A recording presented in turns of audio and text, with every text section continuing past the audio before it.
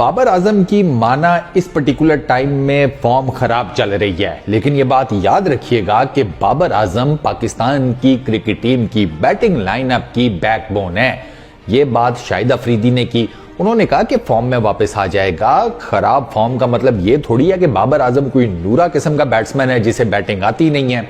शाहिद अफरीदी आपको पता है आजकल ऑस्ट्रेलिया में है, टेस्ट सीरीज वो देखते हुए नजर आए पाकिस्तान ऑस्ट्रेलिया की, तो उन्होंने फिर एक जिसे कहते हैं ना मीडिया शीडिया से बात की, जरा अपना बताया कि भाई मैं क्या सोच रहा हूं।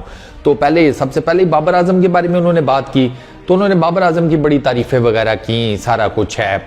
तो बैकबोन तो है बाबर आजम पाकिस्तान की क्रिकेट टीम की बैटिंग लाइनअप की, लेकिन इस बैकबोन को ना आजकल चुक पड़ी हुई है।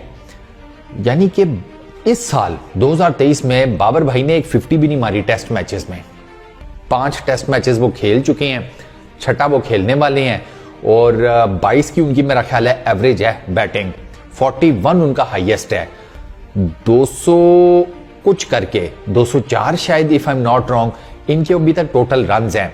तो बाबर भाई की जो फॉर्म है ना वाकई बहुत हल्की चल रही है, जमीन के साथ लेटी पड़ी हुई है, और बाबर भाई का फॉर्म में आना बड़ा जरूरी है। ये बात तो हर कोई जानता है। जो सही सॉलिड किस्म की मैं टेस्ट 100 अगर कहूं ना बाबर आजम ने की सही, और ये मैं बात कर रहा हूं पाकिस्तान से बाहर, पाकिस्तान में उन्होंने की है रिसेंट पीछे कुछ सालों में, उनको निकाल कर बाहर एक तगड़ी किस्म की वो उन्होंने ऑस्ट्रेलिया में की थी 2000 पता नहीं 19 20 21 उस किसी साल में, और ब्रिस्बेन में की थी, इतना मुझे याद है। वो सॉलिड 100 थी।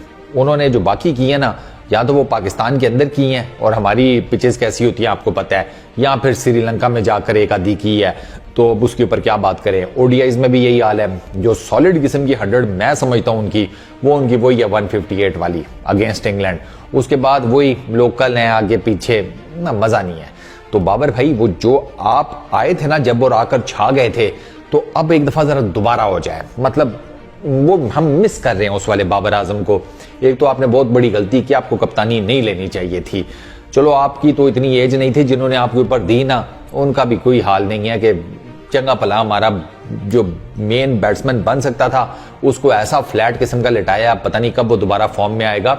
और बाबर आजम का मसला यह है कि बाबर आजम को यहां पर भी हिट हुई हुई है, जैसे कहते हैं ना मेंटली वो हुए हैं परेशान, उनको मेंटल स्ट्रेस हुई है, सारा कुछ हुआ है। यार पाकिस्तान क्रिकेट टीम की कप्तानी करना खाला जी का घर थोड़ी है, लिटरली। अब बाबर आजम के साथ क्या हुआ है वो आप सब ने वो सारी एपिसोड्स देखी हैं, उसमें किस किस कैरेक्टर ने क्या क्या रोल प्ले किया वो भी आप सबको पता है। अब आकर जो मर्जी बोल बच्चन बोल दें बाबर आजम के बारे में, हमें पता है कल्प्रेट भी आप ही थे, बाबर आजम को हटाने में आप ही सारों का मेजर रोल था। तो बस खैर छोड़ें। अच्छा, एक तो उन्होंने बाबर आजम के बारे में बड़ी खुलकर बात की शाहिद अफरीदी ने, लाला ने, और उन्होंने कहा कि यार इसको बैक करें। तो ठीक है, हम तो बैक कर रहे हैं बाबर आजम को, अब दुआएं भी कर रहे हैं, बैक भी कर रहे हैं कि हमारा जो मेन बैटर है वो फटाफट किसी तरीके से रन्स बनाना शुरू करे, क्योंकि इसके रन्स नहीं बनेंगे तो बहुत रोल है, यकीन करें बहुत रोल है। और वो हम देख चुके हैं, वर्ल्ड कप में देख लिया, उससे पहले एशिया कप में देख लिया, बाबर आजम का चलना बहुत जरूरी है। फिर लाला ने सरसरी सी गुफ्तगू की कि यार मुझे तो नहीं लगता कि शाहीन शाह अफरीदी को कोई इंजरी है, क्योंकि लोग कह रहे हैं कि शाहीन को कोई इंजरी है, इस वजह से वो ना रिदम में वापस आ रहा है, ना कोई उससे तेज किस्म की बॉलिंग हो रही है, 100 किस्म की चीजें। तो लाला ने कहा कि मुझे तो नहीं लगता कि वो इंजर्ड है। शाहीन शाह अफरीदी इंजर्ड नहीं है। मैं जुनैद खान वाली बात यहां पर रिपीट करूंगा, उसके बायोमैकेनिक्स का मसला है, उसके बायोमैकेनिक्स ठीक करें, वो दोबारा से वापस आ जाएगा रिदम में, फॉर्म में, उसकी पेस भी वापस आ जाएगी। अभी उसको प्रॉब्लम सिर्फ बायोमैकेनिक्स का पड़ा हुआ है। इंजरी के बाद से जब वापस आया ना शाहीन शाह अफरीदी, ना तो इसका बैकफुट प्रॉपर लैंड कर रहा है, ना इसका फ्रंट फुट प्रॉपर लैंड कर रहा है, इसके हेड का जो टिल्ट है वो बिल्कुल नीचे लगा होता है। तो ये सारी चीजें जुनैद खान ने बड़ी अच्छी एक्सप्लेन की हुई हैं। तो वो शाहीन का बेसिक मसला ये वाला है। तो जब ये मसला उसका रेक्टिफाई हो जाए, उसकी फॉर्म भी वापस आ जाएगी।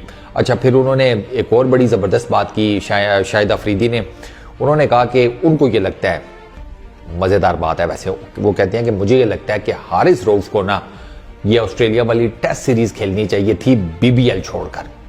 ये शाहिद अफरीदी ने कहा है कि उनके नजदीक हारिस रऊफ की टेस्ट टीम के अंदर ज्यादा जरूरत थी, वहां पर उसको अपने आप को जिसे कहते हैं प्रेजेंट करना चाहिए था, लेकिन उसने नहीं किया, वो चला गया बीबीएल खेलने। ये अलग बात है कि बीबीएल में भी हारिस रऊफ ने कोई बहुत ज्यादा जिसे कहते हैं पहाड़ नहीं पटे ना, वो उससे ज्यादा अच्छी तो परफॉर्मेंस जमान खान दे रहा है। खैर जमान खान सबसे बेहतरीन परफॉर्मेंस देता रहा है अभी तक बीबीएल में। दो कि अब तो वो वापस आ गए होंगे, उनका 28 तक ही था एनओसी, ये जितने भी हमारे प्लेयर्स गए हुए थे।